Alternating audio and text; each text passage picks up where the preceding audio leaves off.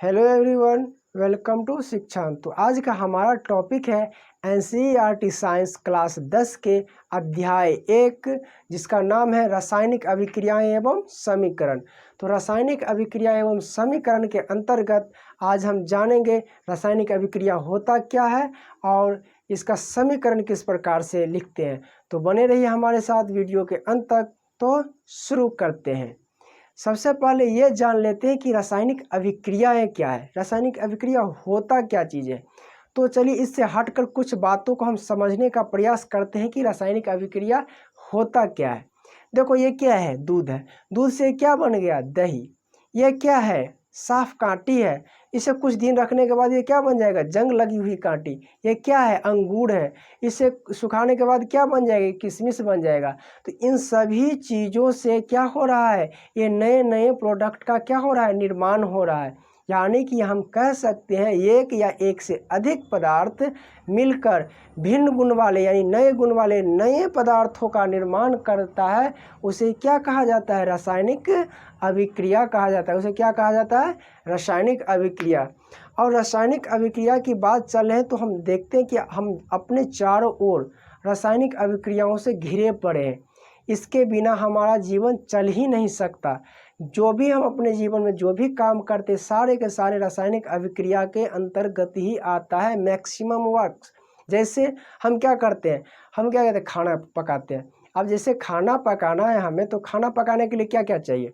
सबसे पहले मान लो एक सिंपल सी दाल बनानी है। दाल बनानी है तो क्या लेंगे? दाल लेंगे, नमक लेंगे, हल्दी लेंगे। तो इन सभी चीज़ों को जब हम मिला करके गैस पर रखेंगे, उसको गर्म करेंगे, तो प्रोडक्ट के रूप में क्या हमें प्राप्त होगा? दाल बन के तैयार होगा। यानी कि ये भी क्या है? रासायनिक अभिक्रिया है। इन सभी चीज़ों का जो गुण है इससे अलग है नए चीज़ों का गुण। तो ये क्या हो गया? रासायनिक अभिक्रिया हो गया। जैसे हमारे शरीर में भोजन का पचना, जब हम इस बने हुए भोजन को जब हम खाते हैं, तो जब खाना खाते हैं तो हमारे शरीर में क्या होता है? पच जाता है। और पचने के बाद वह भोजन हमें क्या देता है? एनर्जी देता है, जिससे हम काम करते हैं, बोलते हैं और ढेरों सारा काम करते हैं। तो इससे क्या होता है? एनर्जी प्राप्त होता है। तो ये भी क्या है? एक रासायनिक अभिक्रिया है। यानी कि भोजन को किस में कन्वर्ट कर दे रहा है? एनर्जी में। और हमारे अन्य कार्यों में से क्या कर रहा है? खून बना दे रहा है। तो ये क्या है? रासायनिक अभिक्रिया है। उसके बाद एक जैसे हम सांस लेते हैं, ऐसे भी हम सांस लिए, क्या गया हमारे अंदर? ऑक्सीजन गया। अब जैसे हम छोड़े, क्या आया? कार्बन डाइऑक्साइड बाहर आया। तो जैसे हम लिए थे तो क्या गया था हमारे अंदर? ऑक्सीजन गया था।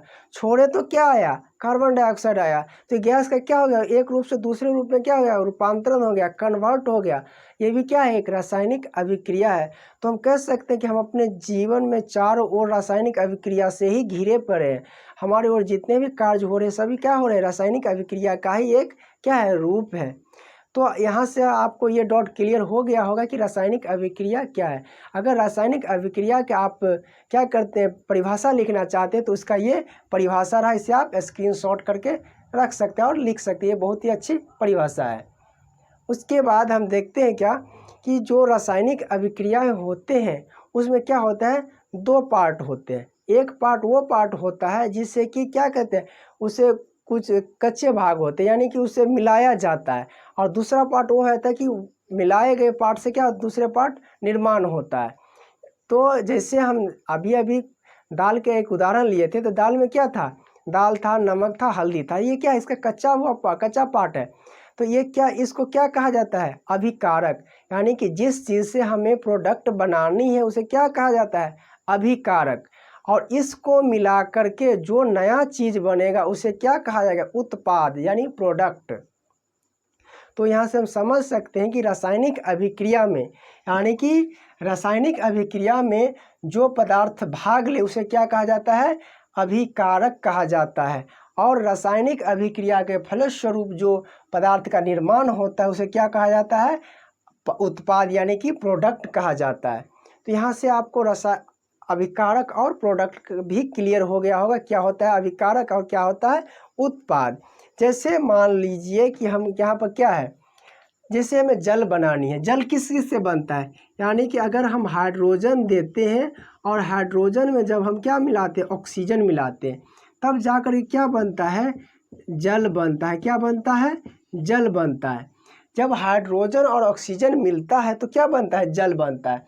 तो यहाँ पर हाइड्रोजन और ऑक्सीजन क्या है? अभिकारक है। क्या है? अभिकारक। यानी कि ये रासायनिक अभिक्रिया में क्या ले रहा है? भाग ले रहा है। जो रासायनिक अभिक्रिया में भाग ले उसे क्या कहा जाता है? अभिकारक। और जो रासायनिक अभिक्रिया के फलस्वरूप उसके बाद बनता है उसे क्या कहा जाता है? उत्पाद। क्या कहा जाता है? उत्पाद कहा जाता है। यानी कि इसे क्या कहा जाता है? प्रोडक्ट। इसे क्या कहा जाता है? प्रोडक्ट। तो यहाँ से ये क्लियर हो गया होगा कि अभिकारक क्या है और उत्पाद क्या है। हमने रासायनिक अभिक्रिया को देखा। अब क्या है? रासायनिक अभिक्रिया के फलस्वरूप परिवर्तन क्या क्या होते हैं? क्या है? रासायनिक अभिक्रिया के साथ साथ परिवर्तन। तो सबसे पहले क्या होता है? रासायनिक अभिक्रिया जो होता है उसमें अवस्था का परिवर्तन होता है। अवस्था का परिवर्तन कहने का अर्थ है कि एक अवस्था से कोई पदार्थ दूसरे अवस्था में कन्वर्ट हो जाता है। जैसे यहाँ पर क्या था? हाइड्रोजन। हाइड्रोजन क्या है? गैस है। हाइड्रोजन क्या है? गैस है।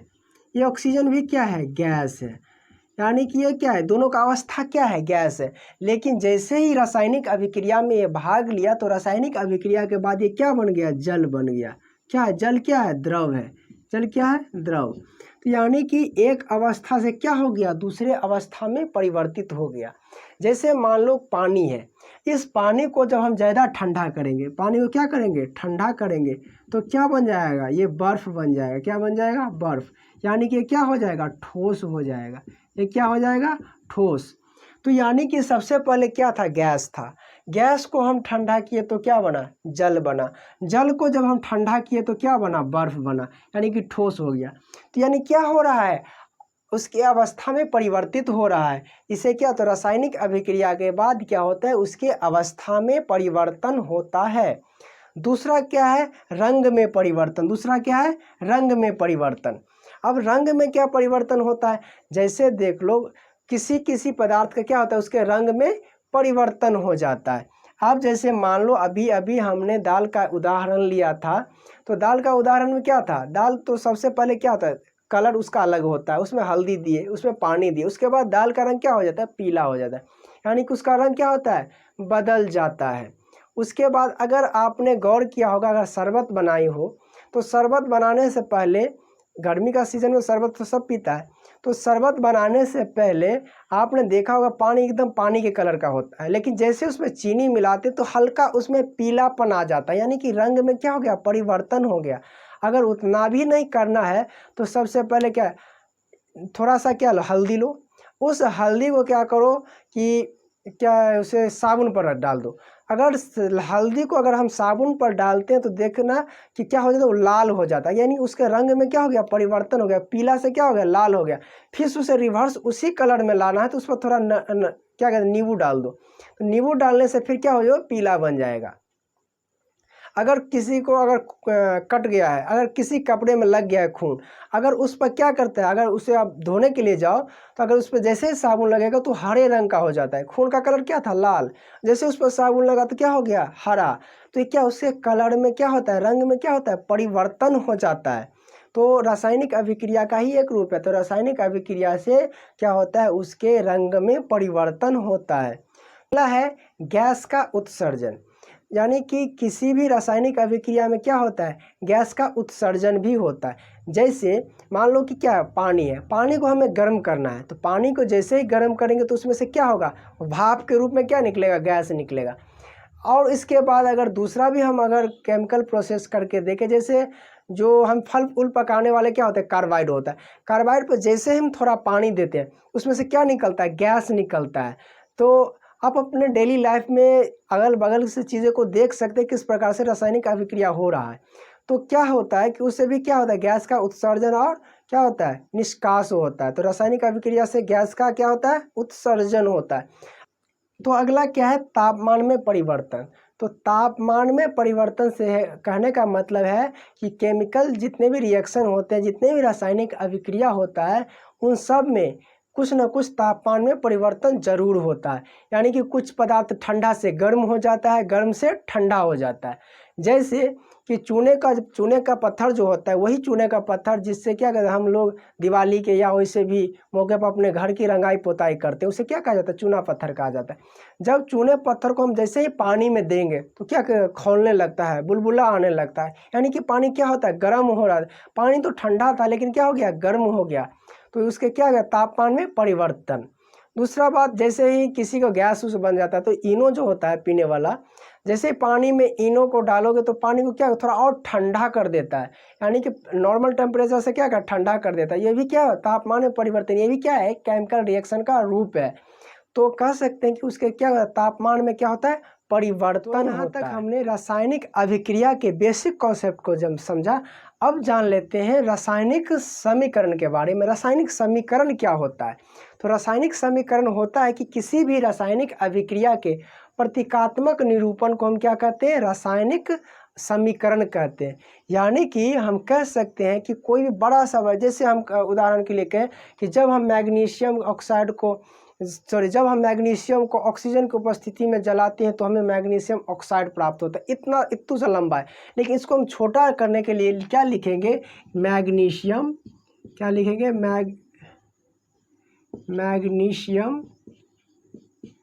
मैग्नीशियम और इसे क्या करें? लिखेंगे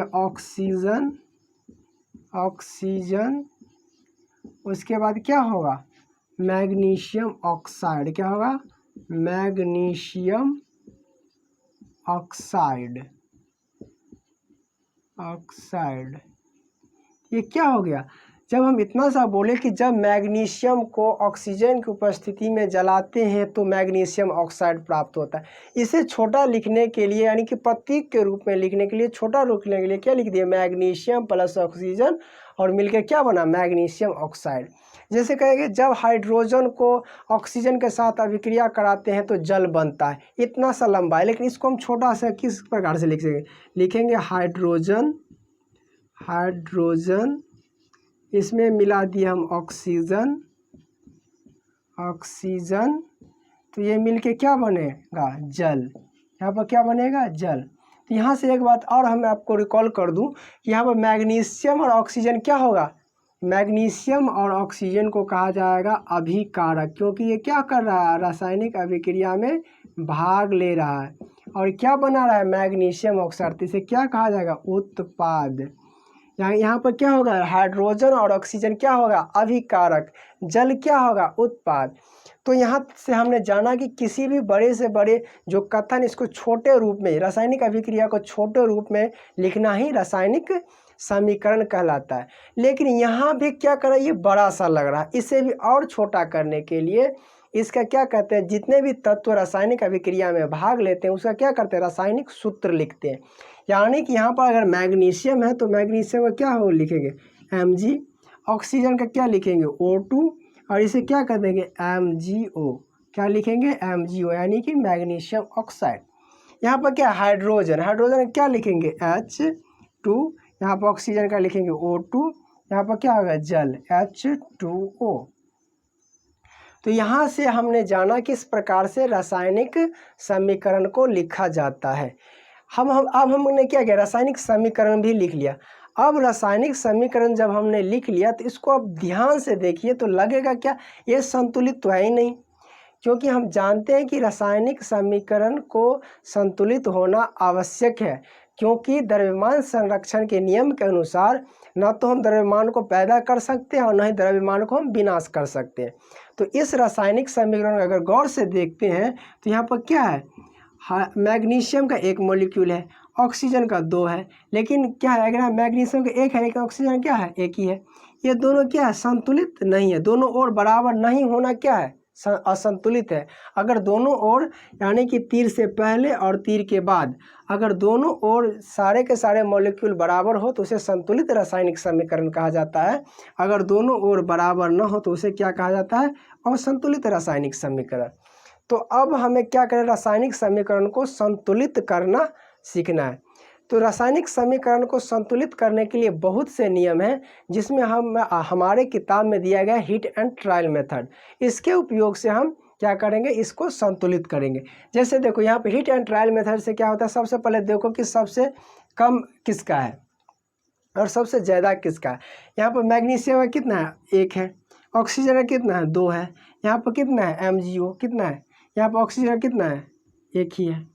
तो इसके लिए अगर हम यहाँ पर 2 लगा दें और यहाँ पर 2 लगा दें तो क्या हो जाएगा? इधर भी 2 हो गया, इधर भी 2 हो गया, ऑक्सीजन का भी 2 हो गया। यहाँ पर अगर इसका मतलब हो गया इसका इससे गुना है और इसका इससे गुना है, यानी कि 2 Mg हो गया और 2 ऑक्सीजन हो गया।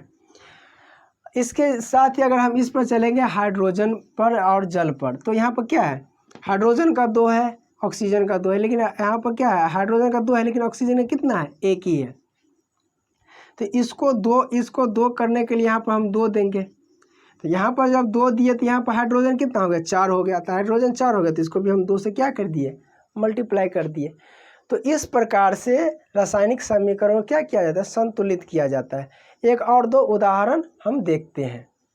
जैसे क्या कहते हैं यहाँ पर जिंक, क्या है? जिंक। जिंक को हम किससे अभिक्रिया कराएंगे? सल्फ्यूरिक अम्ल से। किससे? सल्फ्यूरिक अम्ल से। सल्फ्यूरिक अम्ल से। तो जब हम जिंक को सल्फ्यूरिक अम्ल के साथ अभिक्रिया कराते तो हमें क्या बनता है? Zinc sulphate. क्या प्राप्त होता है? Zinc sulphate. और उसके बाद प्राप्त होता है हमें क्या? हाइड्रोजन। क्या होता है? हाइड्रोजन। हाइड्रोजन। यानी कि हम जिंक, इसको अगर हम प्रतीक के रूप में यानी कि इसके सूत्र के रूप में लिखेंगे तो क्या होता है? जिंक का सूत्र होता है Zn। क्या होता है? Zn। ऑक्सीजन का क्या होता है? सल्फ्यूरिक अम्ल का होता है H2SO4। H2SO4। जब इसे हम क्या करते हैं? जिंक सल्फेट, जब हम इसे अभिक्रिया कराते हैं तो क्या बनता है? जिंक सल्फेट, यानी कि ZnSO4 प्लस क्या है? हाइड्रोजन। हाइड्रोजन क्या, यानी कि H2। इतना होता है। अब यहाँ पर हम देखते हैं क्या दोनों ओर सबसे पहले संतुलित है। किसी भी रासायनिक समीकरण को संतुलित करने के लिए सबसे पहले उसे ये चेक करना होता है कि रासायनिक समीकरण संतुलित है या नहीं है। यहाँ पर जब हम Zn लिखे तो Zn कितना है? इस साइड 1 है, इस साइड भी कितना है? 1 है। सही है। इस हाइड्रोजन कितना है? 2 है। हाइड्रोजन इस साइड भी 2 है। क्या यहाँ पर H2SO, यहाँ पर SO4 कितना है? 4 है। यहाँ पे SO4 भी 4 है।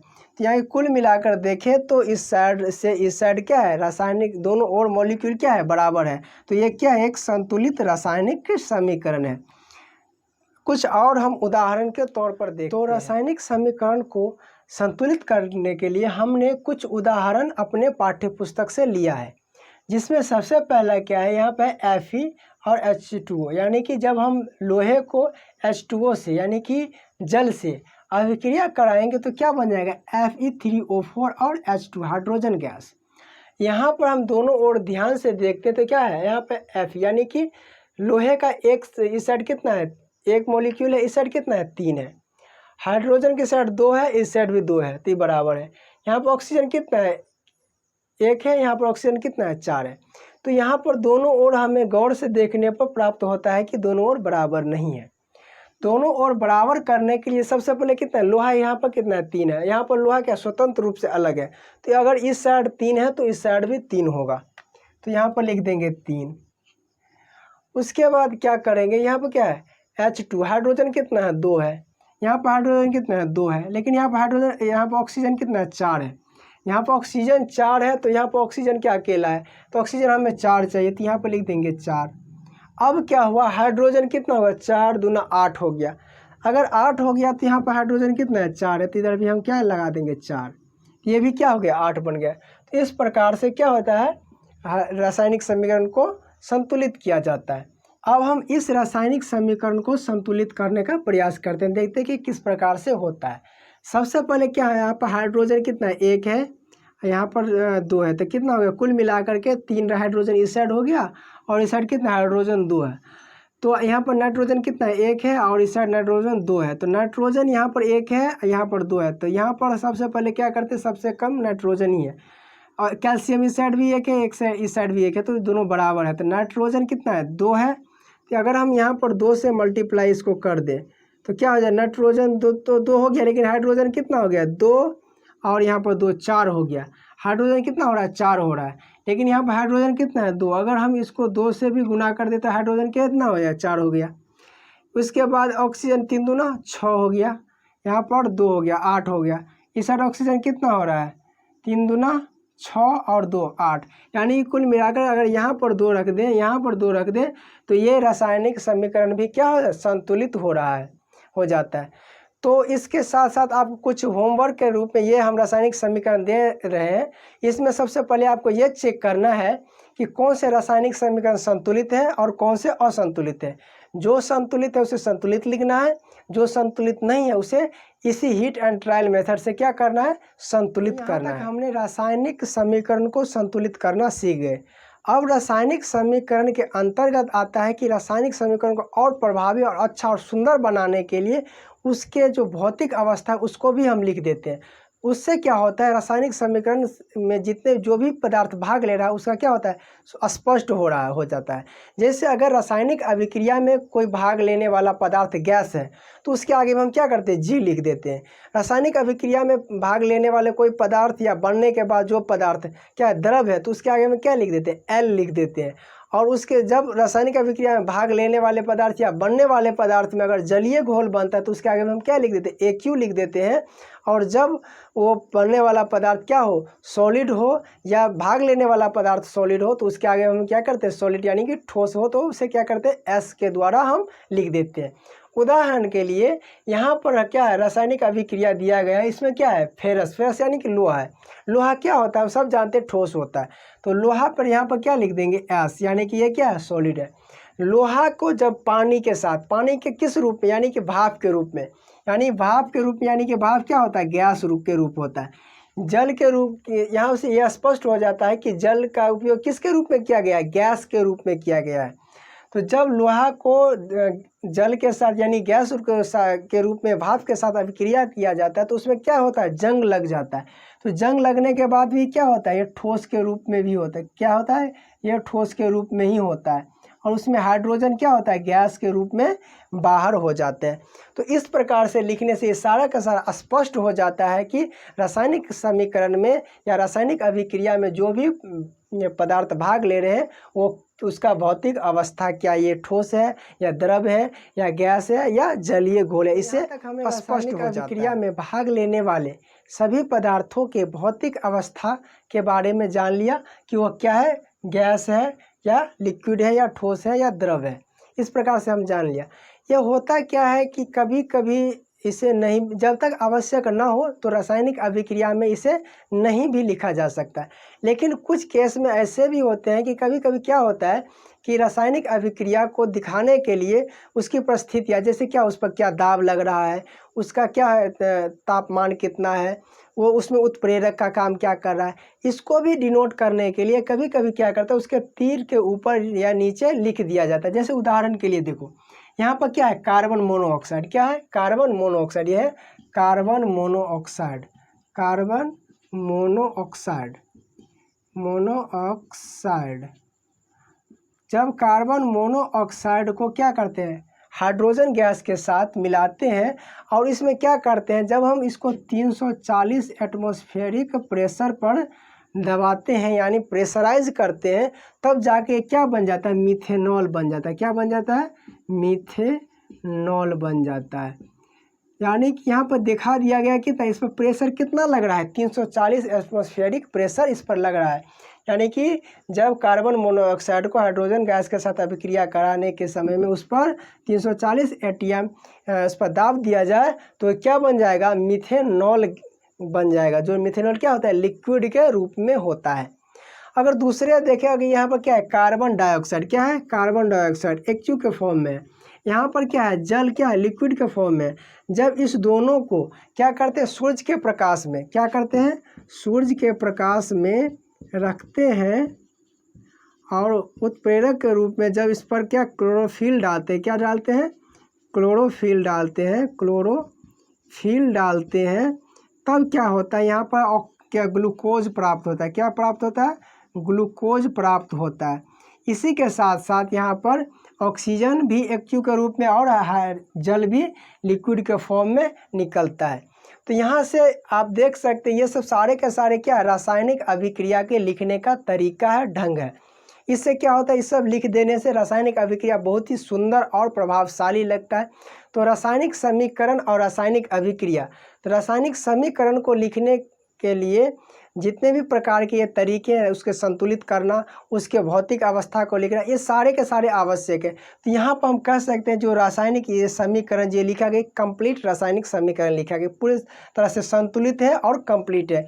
यहाँ हर एक प्रकार से यह दोनों ओर क्या है, जितने मॉलिक्यूल्स भाग ले वो भी बराबर है, उसके भौतिक अवस्था भी बराबर है, भौतिक अवस्था भी लिखा गया है, और उसके साथ जो दाब या प्रेशर या क्या उत्प्रेरक के रूप में जो भी प्रयोग किया गया है ये भी लिखा गया है। तो इसे हम क्या कह सकते हैं, एक कंप्लीट, एक सुंदर और व्यवस्थित रासायनिक समीकरण हम कह सकते हैं।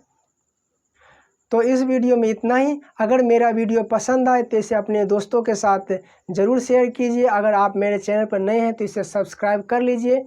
तो मिलते हैं अगले वीडियो में, तब तक के लिए जय हिंद।